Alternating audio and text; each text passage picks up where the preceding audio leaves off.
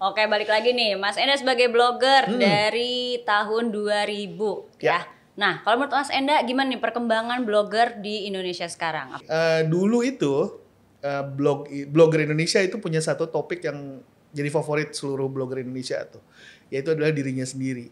Oh. Jadi blog itu adalah semacam pivot point bagaimana kita melihat dunia dan bagaimana dunia melihat kita. Sudut perspektifnya adalah saya. Jadi makanya sangat diri kita betul, gitu ya? jadi sangat subjektif sebenarnya. Nah, kalau itu mungkin dirasa kayak self indulgent gitu ya. Kalau sekarang kan lu cerita diri lu sendiri ngapain sih gitu. Semenarik apa sih diri lu gitu ya. Nah, tapi menurut Mas Enda nih, apa sih yang menjadi kecenderungan orang itu bisa percaya dengan adanya hoax atau paham radikalisme yang disebarkan dari sosial media? Dan apakah status sosial itu juga berpengaruh gitu? Ketika ada informasi yang sesuai dengan apa yang sudah kita percayai sebelumnya, dan kemudian padahal itu informasi itu hoax misalnya, maka kita jadi nggak peduli itu bahwa informasi itu hoax atau tidak, akurat atau tidak, karena dia mendukung apa yang sudah kita percaya gitu.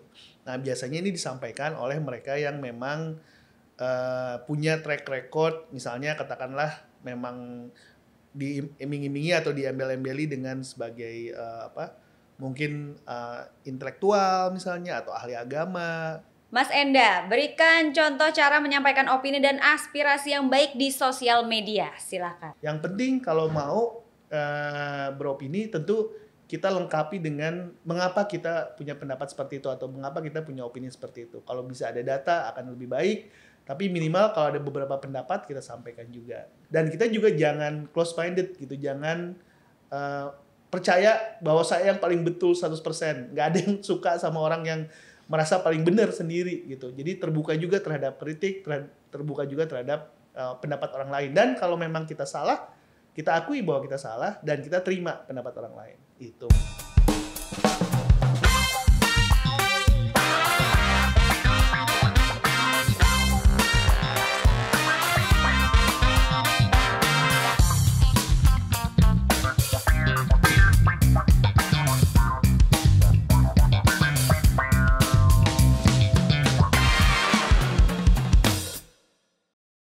Sobat Damai, BNPT hadir, harmoni, aman, damai, indah, rukun. Senang sekali saya Vanda Reni dapat hadir kembali dan menyapa Sobat Damai semuanya dalam podcast Cafe Toleransi. Seperti yang kita tahu, selama kurang lebih 2 tahun masa pandemi COVID-19 berlangsung, intensitas penggunaan sosial media meningkat cukup tinggi. Hal tersebut juga menjadi penyebab dari masifnya penyebaran ujaran kebencian, hoax, bahkan penyebaran paham terorisme dan radikalisme. Hal tersebut berkaitan dengan tema kita hari ini, yaitu lahan subur media sosial untuk menyebarkan radikalisme. Lalu bagaimana bisa terorisme dan radikalisme menyusupi interaksi masyarakat di media sosial? Di episode kali ini kita sudah kehadiran narasumber yang bisa membantu kita menemukan jawaban dari pertanyaan tersebut.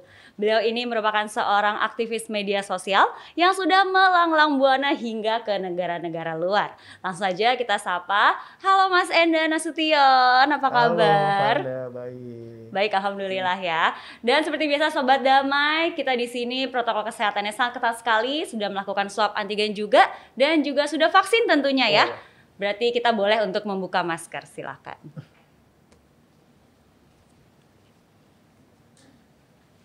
Oke, Mas Enda, ini sudah melanglang buana ya di dunia sosial media. Nah, tadi sudah menyebutkan juga bahwa Mas Enda ini adalah bapak blogger. Begitu katanya. Oh, julukannya bapak blogger ya. Berarti ngeblog ini sudah dari tahun 2001-an kalau nggak salah ya? Iya, jadi ketahuan ya umurnya. Ya siapa tahu waktu itu kan masih teenager gitu. Iya, makanya itu kan udah 20 tahun yang lalu tuh. Makanya waktu itu saya juga sering ketemu sama yang waktu itu masih SMP ya, yang masih kecil gitu. Sekarang juga mereka udah dewasa juga gitu.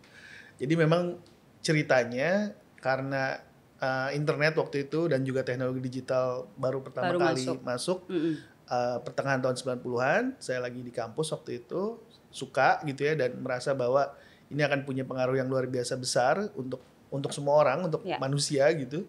Dan ketemu juga sama yang namanya blog waktu itu. Karena saya suka nulis, saya suka teknologi digitalnya, akhirnya saya merasa oh ini satu media baru yang revolusioner ya pada saat itu saya merasanya gitu. Cocok nih Betul. kayaknya gitu ya. Dan kayaknya udah lama banget ya 20 tahun yang lalu, tapi memang perubahan yang sekarang kita rasakan sekarang ya kalau kita tarik balik ya awalnya dari sana.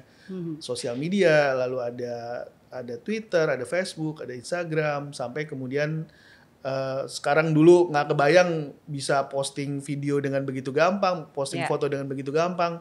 Sekarang semuanya available dan di satu sisi ya memudahkan buat semua orang, betul. Tapi di sisi lain tentunya pasti akan ada efeknya juga. Gitu. Nah nih ngomong efek nih ya, jujur saya juga agak penasaran nih dari sosial media kenapa sih ada oknum-oknum radikalisme yang menyebarkan paham dan yang mereka anut gitu ya, paham yang mereka anut untuk dari sosial media tuh disebarkan gitu. Apakah memang sosial media ini dianggap sebagai lahan subur untuk menyebarkan hal-hal seperti itu gitu? Yang pertama sebenarnya hal yang positifnya juga menjadi hal yang negatifnya ya, yaitu adalah penyebaran informasi kan sangat mudah dan sangat murah. Modal internet lah. Modal internet. Yang hilang ya, jadi maksudnya gini, efektif kalau saya ngeblog, saya bisa mempostingkan hal yang positif dan bermanfaat, tapi saya juga bisa mempostingkan hal yang negatif dan juga mencelakakan orang lain gitu kan. Hal yang menjadi sangat positif bisa jadi hal sangat negatif juga. Yang hilang dengan adanya teknologi digital itu kalau berkaitan dengan informasi dan media adalah ada dua hal yang di remove gitu ya dari keharusan sebelum ketika kehadiran teknologi digital ini. Yang satu adalah cost of production, jadi membuatnya sendiri kita nggak perlu banyak keluar biaya gitu ya. Yang kedua adalah cost of distribution. Kalau dulu bayangin kita mau nyebarin satu paham gitu ya, mau nyebarin ke 1 juta orang, pasti kan berarti harus di-copy itu dalam bentuk fisik. Ribet lah ya kalau zaman dulu. Dan costly gitu ya. Nah sekarang dengan satu kita posting aja di Facebook atau di Twitter atau di Instagram, apalagi bisa disertai dengan audio, bisa disertai dengan video yang bisa jadi sangat persuasif ya, emosional dan lain sebagainya. Maka paham-paham itu juga bisa sangat dengan mudah menyebar ke jutaan orang dengan cara yang murah juga gitu. Tapi menurut Mas Enda nih, penyebaran paham radikalisme dan terorisme ini melalui sosial media, kenapa menyasarnya ke generasi muda gitu? Apa karena generasi muda mungkin masih menentukan arah hidup gitu kan, dan mereka suka scrolling sosial media, jadi yaudah deh sosial media jadi lahan yang tepat nih. Betul. Memang secara, saya bukan ahli psikologi ya, tapi secara psikologis memang kan di usia yang masih remaja gitu ya, mereka lihat kondisi di sekitar, mungkin mereka merasa hopeless atau mungkin nggak punya efek terhadap lingkungan sekitarnya, atau mereka ditambah dengan dicekoki dengan paham yang mungkin, oh ini kondisi kayak gini tuh salahnya si ini loh, ini kita harus berbuat ini loh, yang belum tentu benar gitu ya. Agak lucu sih karena gini, di satu sisi dengan mudah paham radikalisme dan terorisme itu diberikan gitu ya. Tapi sebenarnya dengan akses teknologi digital juga dengan mudah kalau si anak ini memang mau gitu ya, dia bisa mencari informasi lain yang meng-counter paham yang sama gitu. Yang dia lihat itu benar nggak sih? Betul. Dia harus cari yang lainnya nih ya. Betul. Tapi memang dibutuhkan sebuah skill khusus ya untuk kemudian, karena gini, informasi yang sama begitu banyak beredar. Yang terjadi sekarang dengan adanya teknologi digital itu adalah kita juga nggak tahu kita harus percaya sama siapa. Betul, itu dia. Kalau dulu mungkin ada patokannya ya, mungkin orang tua kita, guru kita, pemimpin kita, ahli agama dan lain sebagainya. Sekarang kategori yang sama, kita udah nggak tahu, ada berbagai macam informasi yang beredar. Nah, kemampuan skill untuk menganalisa dan kemudian siapa yang harus kita percaya dan membentuk opini kita sendiri, itu yang mungkin perlu kita bantu tingkatkan lagi ya. Kalau sekarang tuh istilahnya literasi digital gitu. Tapi kalau menurut Mas Enda nih, para oknum-oknum ini biasanya menyebarkannya lewat sosial media itu caranya gimana? Mungkin misalnya dengan mereka videonya bagus atau mungkin pelan-pelan gitu memasuki pikiran-pikiran anak-anak muda. Betul. Gitu. Yang bahaya ya sekarang tuh sebenarnya yang menyebarkan dan berusaha merekrut mereka untuk percaya terhadap paham radikalisme, ada separatisme juga ya, dan kemudian sampai berbuah ke kekerasan misalnya ya dalam bentuk terorisme, itu adalah mereka melakukannya juga dengan cara yang halus gitu. Jadi informasi awalnya tidak langsung ekstrim, tapi halus dulu. Nggak langsung kebencian. Betul. Nah, makanya kita harus hati-hati juga ya sama posting-posting yang sifatnya nyinyir. Karena mungkin ini kan cuma negatif aja gitu. Tapi kita nggak tahu bahwa informasi yang sama ternyata digunakan untuk merekrut. Ketika kita kemudian bisa memberikan komen, kemudian kita memberikan komen dan yang setuju gitu ya. Kemudian tiba-tiba dan kemudian terus-menerus seperti itu. Ada yang kontak, Mas tinggal di mana? Nah, atau udah berapa lama misalnya gitu ya. Karena rekrutmen ini kan dilakukan secara sangat personal ya. Nah, si anak-anak remaja tadi merasa mungkin di dunia nyatanya nggak ada yang mendengarkan, nggak ada yang memperhatikan. Tiba-tiba ada yang mau dengerin, ada yang membantu. Lalu kemudian sepaham, merasa nyaman. Lalu kemudian paham ini kemudian ditambah lagi dengan informasi yang sangat sempit gitu ya. Dan kemudian dibilang bahwa informasi yang lain di luar itu semua bohong misalnya. Akhirnya membangun kepercayaan dan ujung-ujungnya itu tadi kalau sampai bisa digerakkan gitu ya. Bahkan sekarang orang nggak harus ketemu lagi. Apalagi dalam berbagai aksi terorisme ya. Bisa informasi pembuatan senjata atau apapun bisa diberikan lewat internet aja gitu. Nah, itulah ya Sobat Damai. Jadi kita tuh harus berhati-hati ya, apalagi kalau mungkin ada yang menghubungi kita melalui sosial media. Betul. Kalau udah dibuat nyaman, tapi kita tetap harus hati-hati. Apakah mungkin orang tersebut adalah calon oknum atau mungkin oknumnya langsung gitu ya. Betul. Oke, nanti kita lanjut lagi ngobrol. Nah, sekarang karena sudah di kafe, jadi Vanda di sini sudah menyediakan kopi sesuai dengan yang Mas Enda suka. Saya tahu loh kesukaan kopinya. Silakan. Tahu kan saya kepoin Instagramnya. Gitu ya. Boleh ya kopi ya. Mas Enda emang suka ngopi kan sehari-harinya kan? Iya, ngopi. Oke. Berarti kopi itu apakah jadi pemicu semangat setiap hari gitu? Iya, Nah, cuman saya nggak yang fanatik gitu ya. Ada yang orangnya yang kopi banget kan. Sehingga bahkan bukan sampai ke bijinya aja, bahkan roastingnya pun harus lakukan sendiri. Iya. Saya baru sampai tahap pengen nge-grinder sendiri yang aja manual. gitu. Nah, yang ada manual, ada yang mesin juga. Itu saya udah pernah nyobain kayak capek banget sih. Bikin 1 gelas aja Iya. nggak jadi-jadi. Dan ada banyak metodologi untuk membuat kopinya sendiri gitu. Nah, kalau lagi iseng, lagi ada waktu sih saya pengen suka eksperimen. Tapi di sisi lain, kalau biar gampang aja yang penting kopinya banyak sih saya udah happy juga gitu. Oke, balik lagi nih. Mas Enda sebagai blogger dari tahun 2000 ya. Nah, kalau menurut Mas Enda gimana nih perkembangan blogger di Indonesia sekarang? Apakah masih banyak penggunanya atau masih bermanfaat juga kah? Sekarang mungkin nggak hanya satu kelompok aja ya. Jadi kalau sekarang kita tahu yang namanya YouTuber, kita tahu namanya selebgram, fotografer, itu semua sebenarnya blogger ini kayak semacam kalau sesepuh lah gitu ya, atau early stage-nya gitu. Karena ini semua sekarang sebenarnya masuk dalam kategori content creator sebenarnya. Dulu kita memiliki dan baru bisa mengeksplor dalam bentuk tulisan dan gambar atau foto gitu ya. Karena waktu itu yang available baru itu. Dan nggak kebayang tuh untuk bisa posting foto, video, apalagi live stream sekarang dengan sangat mudah gitu. Nah, dalam perjalanannya device makin available, makin mudah, akses internet juga makin murah. Kemudian kita bisa explore dan ada insentifnya juga kan, bisa dapat penghasilan, bisa jadi profesi. Akhirnya sekarang jadi vlogger, jadi punya channel YouTube. Itu semua sebenarnya dalam satu gerbong yang sama tuh. Jadi teman-teman blogger waktu itu ada juga tuh yang kemudian bikin film, ada yang bikin buku, ada yang terus sampai sekarang jadi YouTuber juga ya. Tapi ada juga yang dulu berhenti ya udah karena blog buat saya waktu itu dan buat beberapa teman-teman cuma hobi aja, kita pun juga punya profesi yang lain. Ada juga yang kemudian sudah kembali disibukkan dengan kehidupannya, kemudian punya keluarga, punya anak, akhirnya blognya masih ada tapi udah nggak pernah diupdate lagi gitu. Jadi ada yang mengikuti perkembangan dengan sekarang ada vlog gitu ya, terus ada sosial media lainnya juga, tapi ada juga yang udahlah tinggalkan nulis-menulis di blog itu ya. Dan ngikut umur juga ya. Karena gini. Ya kan kali aja kalau dulu misalnya ngebahas makanan, siapa tahu sekarang ngebahas tentang happy family atau apa gitu.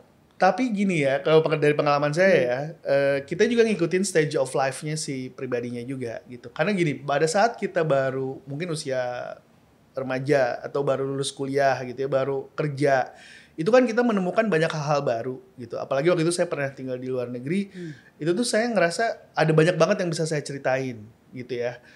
Karena ini hal-hal baru yang saya temuin gitu ya, perasaan yang baru saya temuin, mungkin baru pun nikah, baru punya anak, itu semua excited untuk kita ceritakan. Tapi sejalan dengan bertambahnya usia, udah makin dewasa gitu ya, kayaknya mau ceritain apa lagi ya gitu. Malah ke lebih ngerasa gini, karena saya ngeliat banyak ya teman-teman yang ngeblog, ini kan saya juga udah tahu gitu, ngapain lu ceritain lagi. Nah sekarang saya di usia yang gue mau cerita apapun kayaknya orang juga udah lebih banyak yang tahu ya, usia-usia yang di atas saya gitu. Terus malu sekarang kayaknya kalau harus terlalu banyak cerita gitu. Ya udah lebih ke scale-nya, kalaupun pengen masih cerita ke teman-teman terdekat aja, ke circle terdekat aja gitu. Oke.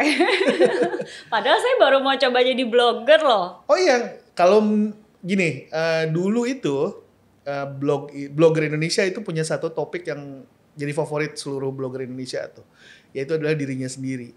Oh. Jadi blog itu adalah semacam pivot point bagaimana kita melihat dunia dan bagaimana dunia melihat kita. Sehingga apa yang ditulis adalah apa yang saya lihat, apa yang saya dengar, apa yang saya ketemu siapa, saya baca buku apa, saya nonton film apa, saya melakukan apa. Itu topiknya tapi semuanya saya gitu kan. Sudut perspektifnya adalah saya. Jadi makanya sangat diri kita betul, gitu ya? jadi sangat subjektif sebenarnya. Nah, kalau itu mungkin dirasa kayak self-indulgent gitu ya. Kalau sekarang kan, lu cerita diri lu sendiri ngapain sih gitu. Semenarik apa sih diri lu gitu ya. Walaupun mungkin nggak menutup kemungkinan buat memang yang merasa dirinya menarik, mungkin ya cerita-ceritain aja. Makanya kan sekarang kalau di sosial media seringkali kita lihat, ini orang hidupnya enak banget ya gitu. Jalan-jalan melulu, makan-makan melulu. Walaupun belum tentu di kehidupan nyatanya seperti itu gitu.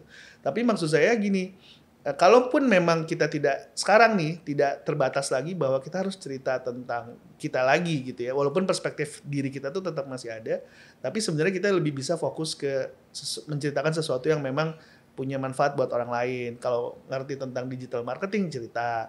Kalau ngerti tentang toleransi, mungkin cerita tentang toleransi. Ngerti tentang mungkin bela negara, cerita tentang bela negara. Itu dengan ada topik seperti itu mungkin jadinya lebih punya purpose ya untuk menceritakan atau menginformasikan hal-hal tertentu gitu. Nah berarti kalau kita yang membaca itu kan atau melihat tadi yang dari sosial media belum tentu di kehidupan nyatanya dia juga seperti itu kan, misalnya yang happy, yang marah dan lain-lain gitu kan.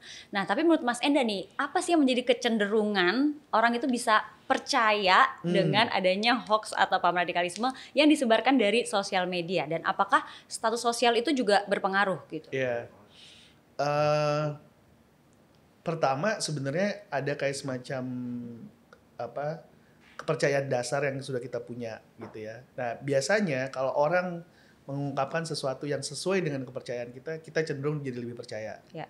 Kalau orang memberikan informasi yang berlawanan justru dengan apa yang kita percaya, justru malah kita jadi defensif gitu kan. Nah itu ketika ada informasi yang sesuai dengan apa yang sudah kita percayai sebelumnya, dan kemudian padahal itu informasi itu hoax misalnya, maka kita jadi nggak peduli itu bahwa informasi itu hoax atau tidak, akurat atau tidak, karena dia mendukung apa yang sudah kita percaya gitu.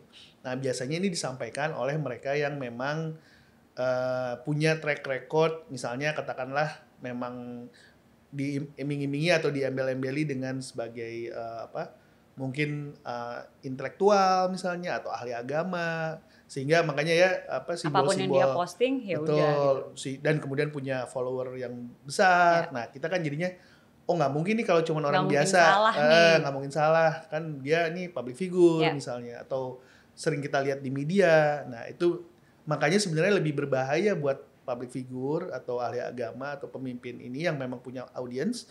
Dia punya tanggung jawab lebih untuk memberikan informasi yang memang betul atau akurat dibandingkan dengan mungkin pengguna biasa gitu ya. Karena kalau pengguna biasa kan nggak punya audiens, tapi untuk mereka yang memang selebritis atau punya audiens, punya tanggung jawab untuk kemudian menyampaikan informasi yang betul gitu. Betul. Jadi kalau kita punya banyak followers, Kalau menurut aku sih banyak nggak banyak, kita kan punya followers nih. Betul. Kalau bisa sih postingnya udahlah yang bener-bener aja gitu ya. Iya. Jangan posting yang hoax atau paham-paham lainnya gitu kan. Betul.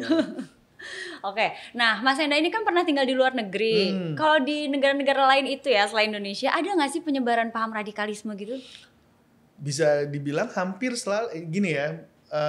Saya dulu pernah tinggal di Thailand 5 tahun gitu ya. Oke. Mereka mayoritas agamanya bukan agama Muslim, agama Buddha, tapi justru yang beragama Muslimnya yang jadi kayak semacam sempalan gitu, yang minoritas yang kemudian bahkan sempat ada aksi terorismenya juga gitu ya. Nah, tapi kalau kita lihat secara kecenderungan secara global, memang dengan kehadiran teknologi digital, sosial media, ada banyak orang yang merasa termarginalisasi gitu ya. Dan kemudian respon yang mereka lakukan adalah memang akhirnya berbahaya ya, salah satunya lewat aksi terorisme atau paham radikalisme juga. Jadi memang ini secara global kita hidup dengan masyarakat yang lebih terbuka, tapi karena keterbukaan itu kita justru malah lebih sendiri, lebih sepi gitu ya, dan respon dan mungkin merasa bahwa kita tuh hopeless terhadap segala macam yang sedang terjadi di dunia ini.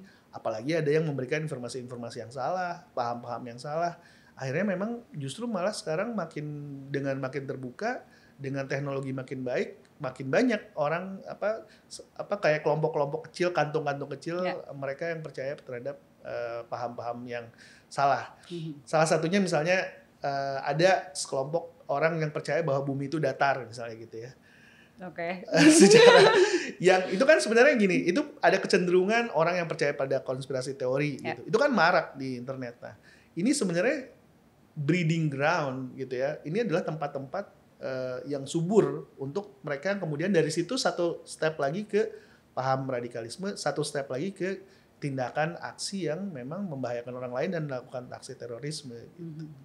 Oke, nah ini Sobat Damai, dari tadi kita ini membahas mengenai penyebaran hoax atau paham radikalisme melalui sosial media. Berarti kan negatif ya. Tapi kalau dengan semudah itu untuk percaya hal-hal hoax seperti itu, berarti kita juga bisa dong melakukan pencegahan dari sosial media. Menurut Mas Enda? Yang paling gampang yang bisa kita lakukan ya adalah katakanlah kita males, nggak ada waktu gitu ya. Tapi ketika ada informasi yang agak miring atau kemudian agak tendensius ya, biasanya sensasional juga, hal pertama banget yang bisa kita lakukan adalah tidak ikut menyebarkan. Betul, jangan di-repost. Betul. Karena apa? Karena memang itu yang diharapkan. Jadi kenapa kemudian penyebaran paham negatif, radikalisme, terorisme ini sangat marak di internet adalah karena penyebarannya itu dilakukan oleh kita sendiri gitu ya. Itu yang disebut dengan viral. Viral itu kan berasal dari kata virus, sama kayak pandemi, kita menginfek orang lain menginfek, sehingga penyebarannya bisa sangat masif gitu. Sehingga salah satu cara yang paling bisa kita lakukan adalah jangan ikut menyebarkan. Nggak ada untungnya kok, nggak ada yang bayar kalau kita nyebarin, malah kita dimanipulasi. Dan memang itu yang persis yang dilakukan oleh para penyebar hoax ini. Mereka mencoba memanipulasi kita secara emosional, dibuat marah, dibuat kaget, dibuat jijik, dibuat sangat emosional sehingga kita ikut menyebarkan. Yang kedua yang bisa kita lakukan adalah kalau masih ada waktu, kalau kita bisa ngecek ya informasi mana yang benar, berikan tambahi informasi ini dengan atau counter informasi yang menyebar itu minimal ke lingkungan kita sendiri. Entah itu akun sosial media kita sendiri atau biasanya sekarang juga di WhatsApp grup ya. Nah, sehingga ketika ada yang menyebarkan kita bilang jangan percaya deh yang kayak gini, atau jangan nyebarin deh yang kayak gini, di tempat lain aja misalnya gitu. Yang terakhir, kalau memang kita juga sangat peduli ya dan pengen berbuat sesuatu, kita juga bisa gabung ke berbagai banyak komunitas yang memang anti hoax gitu. Oke. Jadi jangan sebarkan berita-berita hoax ya. Misalnya dapat pun atau melihat pun waktu lihat di homepage gitu ya. Jadi cukup berhenti di kamu aja. Kalau emang ngelihat ya udah lihat aja, nggak usah di repost, nggak usah diposting gitu ya. Kalaupun mau diposting harus dengan counter juga ya, untuk memperbaiki hal-hal salah tersebut gitu ya.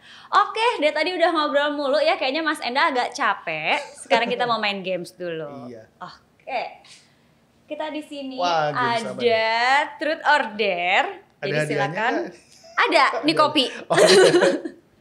Mas Enda boleh pilih Truth or Dare. Oke. Truth or Oh, dare? truth or dare? Truth. Truth, oke. Truth milih dulu ya. Dong. Kalau dilihat dari postingan Instagramnya, Mas Enda kan sudah berkeluarga dan memiliki seorang putra yang menginjak usia remaja dan aktif di sosial media. Sebagai bapak, apakah Mas Enda juga suka kontrol nih sosmed anak saya gimana nih? Apakah Ya. aman gitu postingan-postingannya?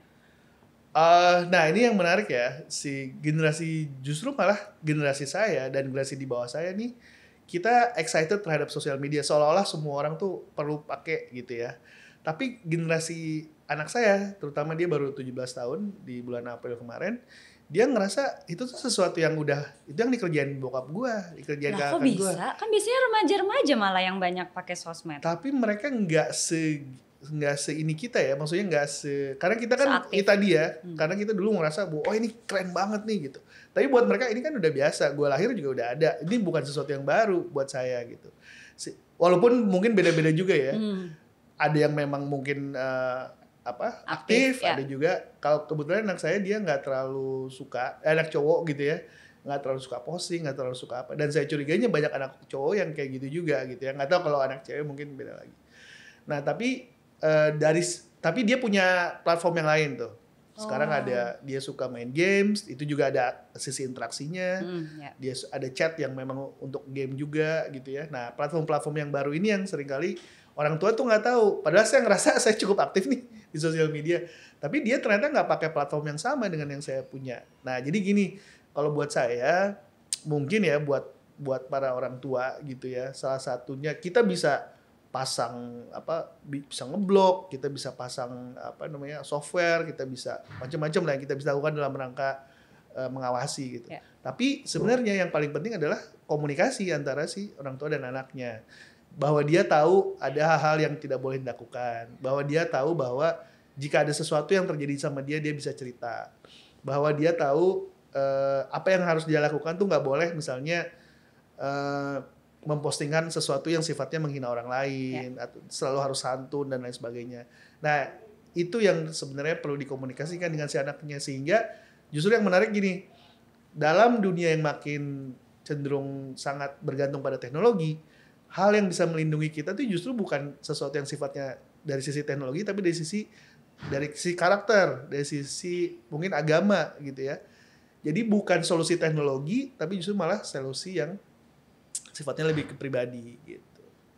Jadi pentingnya komunikasi antara orang tua dan anak gitu Iya, ya, tetap betul. menjadi pondasi ya. Betul. Oke, kalau tadi sudah milih truth, berarti sekarang milih dare ya. Oke, sekarang dia. Agak maksa sih saya. Mas Enda, berikan contoh cara menyampaikan opini dan aspirasi yang baik di sosial media. Silakan. Oke, sini ya. Jadi, opini ini sebenarnya kan bukan facts, tapi lebih ke pendapat kita gitu. Nah, sehingga pada saat kita berpendapat, kita harus aware bahwa orang lain mungkin punya pendapat yang berbeda dengan kita. Sehingga apa yang kita sampaikan perlu tetap sensitif untuk tidak merendahkan atau kemudian menjelekkan orang lain gitu. Jadi kita boleh bebas berpendapat, boleh bebas beropini, tapi jangan sampai malah opini kita justru malah menyinggung orang lain. Yang penting kalau mau beropini tentu kita lengkapi dengan mengapa kita punya pendapat seperti itu atau mengapa kita punya opini seperti itu. Kalau bisa ada data akan lebih baik, tapi minimal kalau ada beberapa pendapat kita sampaikan juga. Dengan cara seperti itu mudah-mudahan siapapun yang membaca atau melihat opini kita juga bisa justru malah memberikan opini tambahan, dan kita juga jangan close minded gitu, jangan percaya bahwa saya yang paling betul 100%. Nggak ada yang suka sama orang yang merasa paling benar sendiri gitu. Jadi terbuka juga terhadap kritik, terbuka juga terhadap pendapat orang lain. Dan kalau memang kita salah, kita akui bahwa kita salah dan kita terima pendapat orang lain. Itu mungkin. Setuju saya. Oke, menurut Mas Enda, siapa saja stakeholder yang harus turut menjalankan peranan dalam menghadapi dan membenahi masifnya penyebaran paham radikalisme ini? Nah, kalau dulu semua kan salah pemerintah ya. Jadi selalu tuh terutama teman-teman media juga, apa nih pemerintah yang sudah lakukan, apa nih yang sudah, apa tindakannya dan lain sebagainya. Kalau di zaman sekarang saya ngerasa apalagi di zaman teknologi digital dan media sosial, banyak hal kita nggak bisa hanya bergantung sama pemerintah aja. kita pun sebagai warga negara, kita sebagai mungkin pemimpin keluarga, mungkin sebagai kita punya profesi yang berbagai, juga punya tanggung jawab yang sama gitu. Sehingga penyebaran paham radikalisme dan terorisme ini punya dampak ke semua orang ketika terjadi gitu. Sehingga adalah tanggung jawab kita juga pada saat kita melihat ada informasi yang salah, ada informasi yang cenderung negatif atau cenderung malah menghasut ya, atau bahkan punya potensi mencelakakan orang lain atau diri kita. Maka disitulah tanggung jawab kita muncul untuk kemudian bilang, ini nggak benar, atau atau kalau jauh lebih tinggi lagi, kalau bisa kita laporkan gitu ya. Kalau bisa kita lawan sendiri. Itu menurut saya tanggung jawab kita semua sekarang yang ada di media sosial, yang ada di dalam pengguna teknologi digital untuk kemudian saling jaga dan saling lapor. Ini negara bukan cuma punya pemerintah, ini punya kita semua. Dan kalau ada yang salah, urus. Kalau ada tindakan yang merugikan satu pihak, pasti akan merugikan kita semua gitu. Jadi tugas kita lah untuk kita jaga sama-sama. Oke. Terima kasih banyak Mas Enda sudah mampir ke Cafe Toleransi, udah sharing-sharing, udah cerita banyak ke saya dan juga ke Sobat Damai. Jangan lupa nanti mampir lagi. Terima kasih juga udah diundang. Sobat Damai, Indonesia merupakan negara demokrasi yang membebaskan warganya untuk menyuarakan aspirasi dan pendapat. Namun, hal tersebut tidak jarang memunculkan isu dan konflik di masyarakat. Karena beberapa oknum justru menjadikan demokrasi sebagai kedok untuk melakukan hal-hal yang membawa dampak negatif. Contohnya, menyebarkan ujaran kebencian, hoaks, hingga terorisme dan radikalisme. Oleh karena itu, kita harus mampu membentengi diri dan menerapkan etika-etika dalam bermedia sosial agar kita terhindar dari paparan paham radikalisme. Akhir kata, saya Vanda Reni dan juga saya Enda Nasution. Pamit undur diri, salam damai dan salam Indonesia Satria.